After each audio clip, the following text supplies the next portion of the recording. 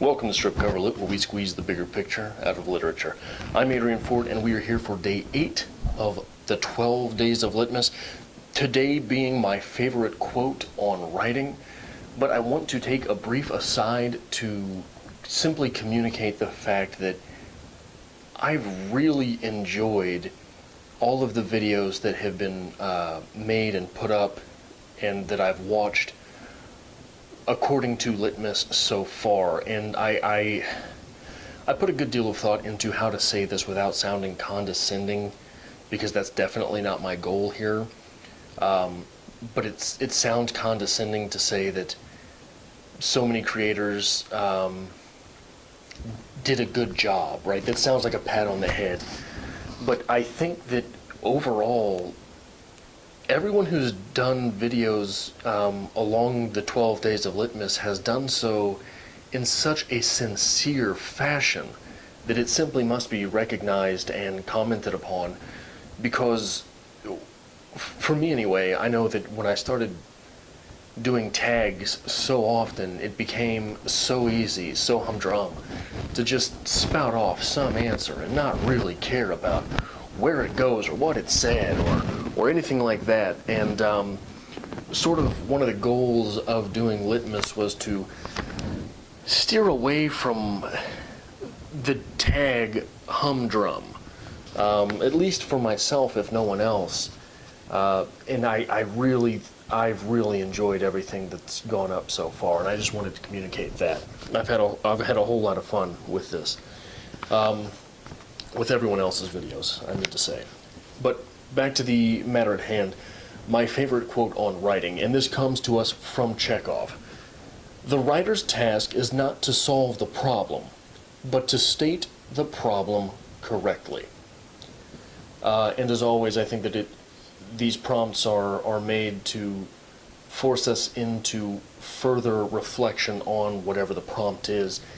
And I think that the best place is to start with this quote as it pertains to writing is to recognize the fact that art is not propaganda. Art is art, and propaganda is propaganda. Propaganda is concerned only with answers and will bend the question to fit its ends. That is what propaganda is. That does not reflect at all with the writer's task is not to solve the problem, but to state the problem correctly. To state otherwise is a fundamental misunderstanding that undermines an intelligence which is far loftier than personal motivation, the personal motivation from which something like propaganda comes. We are here, of course, casting writing as literature and therefore as art. And literature is that which opens the eyes, not that which directs them, not that which narrows them, and most certainly literature is not that which, as propaganda is all too often a perpetrator, to close the eyes of the audience. Precisely that which Chekhov is saying here opens even the most steadfast of texts to interpretation by the readers thereof. The Bible, it's about questions, not answers. Mein Kampf, it's certainly an interesting place to go for questioning the trustworthiness of a narrator. Harry Potter, well, I suppose there's limits to everything. However, it is the obverse of this coin that concerns us now. Not the literature, but its composition.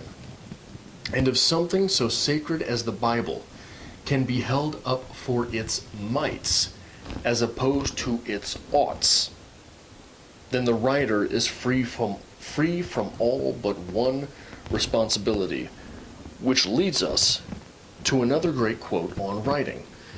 This quote comes to us from Ernest Hemingway, surprise. Write one true sentence. And this sentence need not be objectively true, but subjectively so. If our protagonist's world has ended, the apocalypse at large might be communicated by lack of greater personal consequence. That is to say, that someone's truth being communicated, someone's story being told in its most condensed form, is better than giving your opinion on any topic, because what that one person's truth does is it forces evaluation from the reader. It is through this truth, the answer by our protagonist, that our audience is forced to answer their own questions. So, state the problem correctly.